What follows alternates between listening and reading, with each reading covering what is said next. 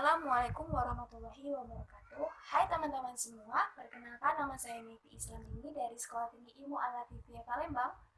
Kali ini saya akan membahas mengenai soal tentang ilmu takhrijul hadis atau penelitian hadis.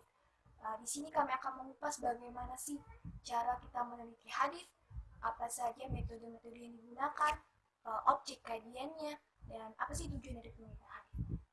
Video ini kami buat guna untuk memenuhi mata kuliah ilmu hadis yang dibawa naungan Ibu Emilia Sari MHUM. Buat teman-teman semua jangan kemana-mana dan tetap saksikan channel kami untuk mengupas persoalan mengenai metodologi penelitian.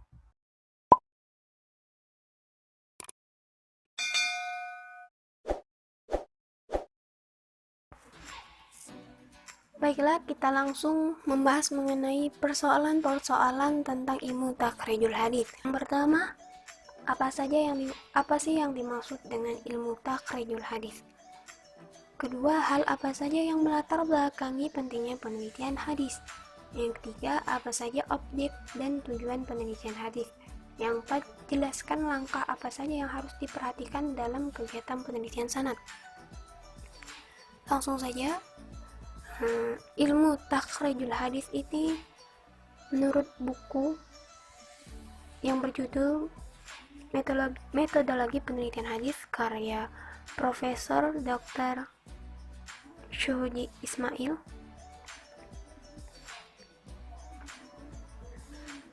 memiliki banyak pengertian yang dikemukakan oleh para ulama hadis. Nah, setelah kami baca, kami dapat menarik kesimpulan bahwa ilmu takhrijul hadis adalah ilmu dalam meneliti hadis berdasarkan sumbernya, yaitu kitab-kitab hadis yang di dalamnya ini disertai metode periwayatan dan sanadnya serta diterangkan kualitas dan keadaan para perawinya. Kemudian, faktor apa saja yang melatar belakangi pentingnya penelitian hadis? Yang pertama itu adalah hadis Nabi sebagai salah satu sumber ajaran Islam. Kita sudah tahu sumber ajaran Islam ini ada Al-Quran dan Al-Hadis. Dengan kita meyakini bahwa hadis Nabi merupakan bagian dari sumber ajaran Islam, maka penelitian hadis itu, khususnya hadis ahad, sangat penting. Mengapa? Karena penelitian itu dilakukan untuk upaya menghindarkan diri dari pemakaian dalil-dalil hadis yang tidak dapat dipertanggungjawabkan sebagai sesuatu yang berasal dari Rasulullah Shallallahu Alaihi Wasallam. Yang kedua, tidaklah seluruh hadis itu tertulis pada zaman Nabi. Hadis Nabi ini yang berkembang pada zaman Nabi lebih banyak berlangsung secara hafalan daripada tulisan. Nah, hal itulah yang berakibat bahwa dokumentasi hadis Nabi secara tertulis belum mencakup seluruh hadis yang ada. Dalam pada itu, tidaklah semua hadis yang telah dicatat oleh para sahabat telah dilakukan pemeriksaan langsung di hadapan Nabi. Jadi, itu berarti bahwa hadis yang didokumentasikan secara tertulis maupun secara hafalan tidak terhindar dari keharusan kita untuk menelitinya terlebih dahulu baru kita terima. Jadi kita perlu melakukan penelitian dulu, jangan langsung kita menerima mentah-mentah hadis yang sudah ada. Sebagai seorang akademisi. Yang ketiga, telah timbul berbagai pemalsuan dari hadis. Dengan telah terjadinya pemalsuan hadis tersebut, maka kegiatan penelitian hadis ini menjadi sangat penting. Tanpa dilakukannya penelitian, maka hadis Nabi akan bercampur aduk dengan yang bukan hadis dan ajaran Islam yang akan dipenuhi oleh berbagai hal yang menyesatkan umatnya. Yang keempat, proses penghimpunan hadis yang memakan waktu lama. Jarak waktu antara masa penghimpunan hadis dari wafatnya Nabi cukup lama. Nah, hal itulah yang membawa akibat bahwa berbagai hadis yang dihimpun dalam berbagai kitab menuntut penelitian yang sesama untuk menghindari diri dari penggunaan dalil hadis yang tidak dapat dipertanggungjawabkan validitasnya. Makanya kita perlu melakukan penelitian hadis. Nah, yang berikutnya, jumlah kitab hadis yang banyak dengan metode penyusunan yang beragam. Dalam kriteria yang beragam terhadap hadis-hadis yang dihimpun dalam kitab hadis tersebut, maka kualitas hadis-hadisnya ini menjadi tidak selalu sama.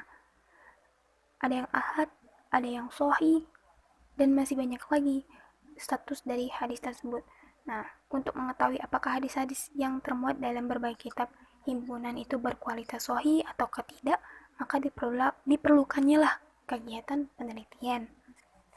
Yang terakhir adalah telah terjadi periwayatan hadis secara makna. Maksudnya periwayatan dari Rasulullah,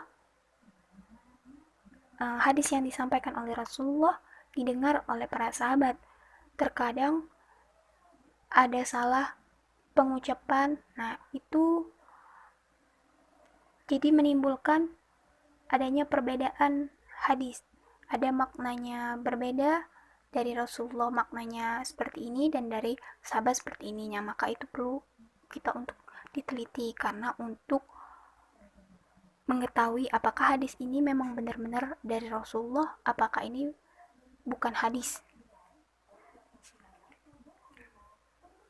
Nah, berikutnya kita membahas mengenai objek penelitian hadis. Objek penelitian hadis ini ada dua, yaitu kita akan meneliti sanad hadisnya, yang kedua meneliti matan hadisnya. Nah, sanad hadis ini adalah periwayat siapa-siapa saja orang yang meriwayatkan hadis, maka itu disebut dengan sanad. Nah, sedangkan matan itu adalah isi kandungan dari sebuah hadis. Isi hadis itu apa? Nah, itu yang disebut dengan matan. Kemudian tujuan penelitian hadis. Secara pokok, tujuan hadis ini adalah untuk mengetahui kualitas hadis yang bakal kita teliti. Apakah kualitas hadis ini benar sahih ataukah tidak, ataukah ahad, ataukah apa. Nah, maka perlu kita melakukan penelitian. Terus yang terakhir, bagaimana sih cara langkah-langkah kita untuk meneliti hadis? Yang perlu kita persiapkan, yang harus kita pahami itu adalah melakukan takhrijul hadis. Perlu kita tahu takhrijul itu apa, harus kita tahu. Yang pertama itu membuat iktibar. Iktibar itu skema.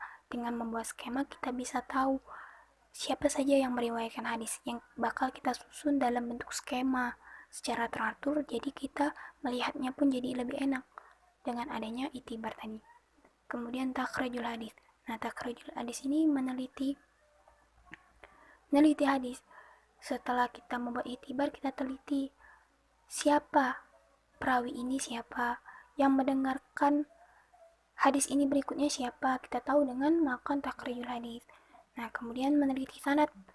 Dengan adanya meneliti sanad ini, kita meneliti kualitas dari seorang perawi. Apakah perawi itu adil ataukah tidak, bagaimana hafalannya. Dan di dalam meneliti sanad ini ada juga cabang-cabang ilmu hadis yang lainnya yang diperlukan. Salah satunya adalah jarh wal ta'dil. Dengan itu kita tahu siapa guru-guru dari perawi ini. Benarkah dia menerima langsung dari Rasulullah, ataukah dengan siapa dia menerima hadis ini. Nah, dengan kita meneliti sanad, jadi kita tahu. Nah, yang terakhir adalah mengambil natijah. Natijah ini kesimpulan. Setelah kita melakukan dari awal tadi, membuat skema dari awal, kemudian kita melakukan takhrijul hadis, meneliti sanadnya ini, kemudian kita membuat kesimpulan. Oh, hadis ini seperti apa. Dengan membuat kesimpulan ini kita tahu bahwa hadis ini kualitasnya doifkah, sahihkah, ataukah ahad. Dengan melakukan penelitian hadis tadi, mengambil natijah ini berfungsi untuk kita membuat kesimpulan dengan disertakan dengan argumen kita sendiri.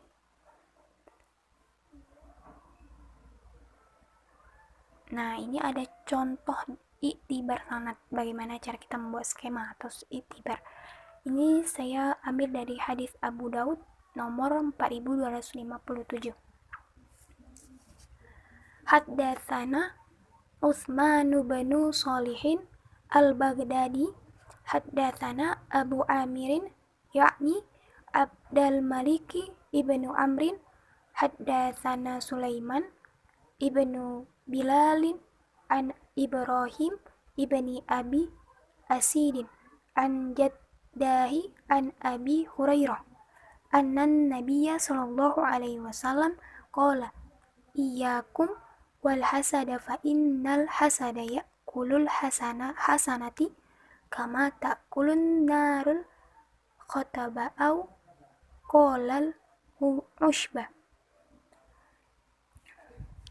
yang artinya telah menceritakan kepada kami Utsman bin Shalih al-Baghdadi berkata telah menceritakan kepada kami Abu Amir, maksudnya Abdul Malik bin Amru berkata telah menceritakan kepada kami Sulaiman bin Bilal dari Ibrahim bin Abu Asid dari kakeknya dari Abu Hurairah bahwa Nabi Shallallahu Alaihi Wasallam bersabda, jauhilah hasad atau dengki karena hasad dapat memakan kebaikan seperti api memakan kayu.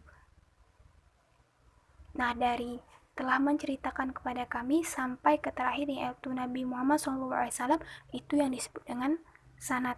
Sedangkan yang jauhilah hasad dengki karena hasad dapat memakan kebaikan seperti api memakan kayu, nah itu yang disebut dengan matan atau isi dari hadis.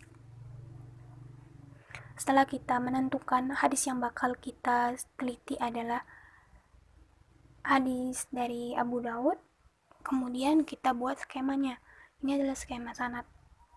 Yang pertama tadi ialah kita mulai dari bawah ke atas. Dari bawah tadi kita buka yang slide berikut. Kembali ke slide awal tadi. Ini yang dari akhir ayat dari Nabi Muhammad SAW. Nah, pertama itu dari bawah. Tadi hadis dari Abu Daud kan? Berarti Abu Daud dulu. Dari bawah ke atas, kemudian ada Utsman bin Shalih, ke atas lagi ada Abu Amir atau namanya biasa dikenal dengan Abdul Malik bin Amru, kemudian ke atas ada Sulaiman bin Bilal, kemudian ada Ibrahim bin Abu Asid, kemudian ada Abu Hurairah, dan terakhir adalah Nabi Muhammad SAW. Ini skema bentuk sanad. Nah, kemudian ada skema dari perawi. Yang membedakannya kalau sanad tadi dari bawah ke atas, tapi kalau perawi itu dari atas ke bawah. Nah,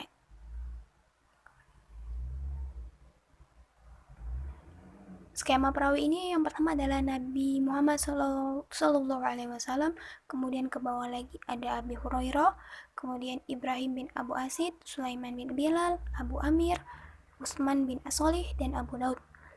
Nah, jadi itulah yang dapat kami sampaikan mengenai metodologi penelitian hadis Nabi. Semoga bermanfaat.